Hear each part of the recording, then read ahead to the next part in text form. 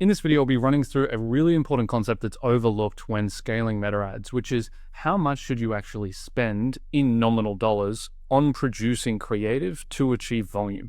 This is really overlooked, and I actually ran to an example with a client recently on exactly how this looks within their ad account and how much of an impact it can make simply through reshuffling budgets away from the ad account, away from the distribution mechanism, and towards the actual creation of new content. And so here is the actual example of that specific ad account. We have an ad account right now that's spending $300K per month on Meta. This is across a few different regions. Right now, creative volume is actually very low within this account because the client is currently prioritizing other investment opportunities within the business and not creative. And so because of that, we're really bottlenecked on creative. It's becoming hard to scale and CPAs are starting to decline. So when we look at CPAs over the course of the last 3 months, they've slowly started to creep up. And this is a function of the fact that we've had very, very minimal creative volume and diversity that's been introduced into the account. Now, the client can't currently rationalize spending more on creative to be able to generate better results. But instead, what we can look at doing is we can come over to the current spend that's going into Zuck's pocket at Meta and just take 20K off this spend and reallocate it into new creative production. Now, with a creative agency, 20K a month is going to get us a lot of content. We're realistically going to be able to get about 60 new video assets per month here, and a bunch of statics too, probably 20 to 30 statics thrown in as well.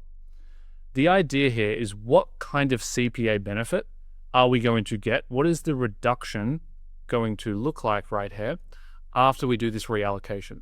Well, we can run through the exact math. This is how I would look at potentially framing conversations with creative agencies, and this is how I would be thinking about allocation of spend between Meta and your actual content pipeline. So this business, currently 300K in spend. I'm going to start making up numbers, so I'm not actually giving away the real numbers of this business, but let's say they're at a $50 CPA. That then means that right now we are generating 6,000 purchases or new customers for this business. Right now, CPAs have started to creep up. And so over the course of the last few months, let's say this actually was 45, but now it's become 50. So we're actually seeing that drop off in volume, in top line new customer revenue, because of the inefficiencies. Now, what we then do is a decision that we've just decided on. We take 20K out of Meta advertising spend and we move it over into producing new ads. Over the course of the next 30 to 60 days, we find new winners. This refreshes the performance within the account, and we see CPA drop by 10%, down to $45. Baseline really about 42 for this business. It's inflated more than that. And so this would be a reasonable expectation of the new creative volume. Now, if we take 280,000, we divide by 45, we get 6,222 purchases. And so volume actually increases despite spend decreasing on the platform. And then we can start to look at, well, what is the break-even point? How much of a reduction in CPA do we actually need? We can see that $48 isn't enough. $47 is nearly there. $46 gets us above. And so by reallocating 20K from Meta over into new production, we need to see a drop in CPA by at least $4, anything greater than $4, and it was a net positive outcome. Now, the reality is that we are very, very confident in this particular situation with this ad account that we will guarantee to get at least a $4 drop in CPA by doing this over a 60-day time period. And so because of that, this ends up being a really good reallocation of advertising spend across distribution to production. What ends up happening is most brands are actually substantially underspending on production because the way that a founder thinks through budget allocation within the business and the way that particularly agencies, paid media agencies think through allocation is that you just need to allocate as much money as possible to Meta because that's what actually drives you the ROI. There's this concept in business when you're allocating capital within the business that there's profit centers and then there's cost centers. And so an example of a cost center in e-commerce is, for example, VAs helping you with customer support. You can go and invest more there, but you're not actually really seeing a material increase in ROI, and so you see it as a cost center. An example of a profit center would be Meta ads or Google ads. When you allocate money there, it actually increases top line revenue and generates you more profit.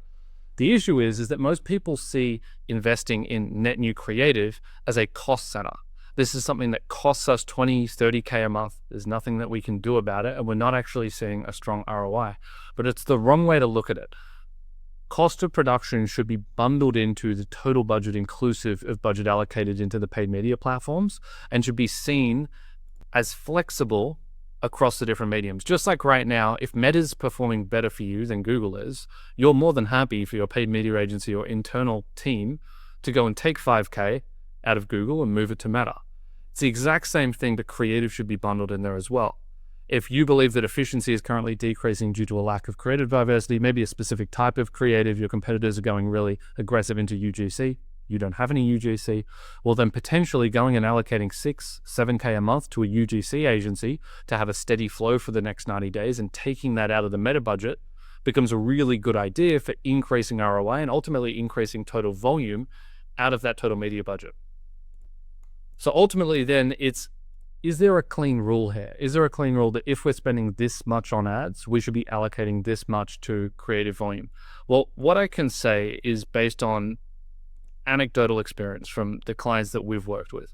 What we've generally seen is those that allocate, and I'm talking about anyone with a 100K plus budget here, those that allocate about 10% or more of their budget to creative production end up seeing really good results. We end up having enough volume in the account to actually support that spend.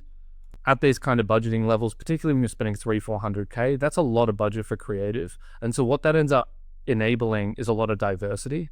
So you can both produce creative internally, you could also work with a UGC agency, you could also work with another agency as well. And so you end up with a lot of diversity in the creative that's being presented into the account, which ultimately gives them a massive edge on competitors. Obviously, diversity is very, very important these days, and therefore it bolsters performance significantly. Where it starts to become questionable is when you're at much lower spends. And so when you're at, for example, 10K to 40K, a 10% allocation doesn't really cut it. It's not a lot of spend to go into creatives. You're not going to get a lot for only spending 1 to 4K per month on creative assets, unless you're doing it all internally yourself as the founder. And so because of that, percentage actually has to increase substantially at lower spend levels. When you're spending only 30K a month, you really want to be looking at something like 25% allocated to production costs. Now, you might go to your agency right now, you might have almost close to a 0% allocation to creative. And you might go, hey, we need to take 25% of your meta spend and we need to go and put it into creative production, because right now we don't have enough creative that we're giving you to be able to facilitate you in getting us the results that you need.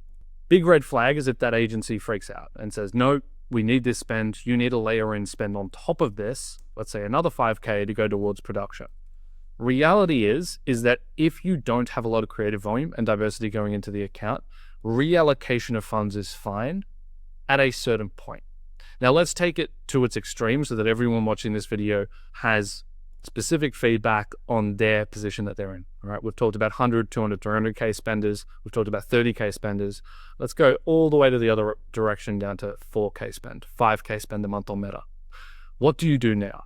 The issue here is it's very, very hard to get off the ground. As you get bigger, advertising becomes easier because you have bigger budgets that facilitate more machine learning. Within the platforms, you have more data, you have more testing, and ultimately you can spend a lot more on a lot more creative diversity. It's really, really hard to get to 20, 30K a month spend because you are in this dilemma where you have very small budgets and you also need to create new content. What ends up being the case here, particularly at 5K or under 5K, is that the founder needs to be involved in content creation. Or an internal hire needs to be involved in shoots, in sourcing UGC content, etc. Because there's just not enough budget here to be able to facilitate enough creative production to get you off the ground. Going from on the ground to flight is very, very hard. Once you're actually at altitude, it's very easy to continue to flow in spend into creative production and actually stay here. And so what I would be thinking about at the moment is, are you allocating enough to creative? And run through this theoretical situation. Take your ad spend, take 10K, take 15K, take 20K of it, and say, if we cut this out of Meta right now and we moved it to just creative production, would total purchase volume or total new customer volume improve? what would the expected CPA decrease be, and therefore what would total volume expectations be? And if you believe that total volume expectations will actually increase, then that's a really good decision to make, particularly in October, leading into November, December, where creative volume is going to be very, very important for the success of Q4.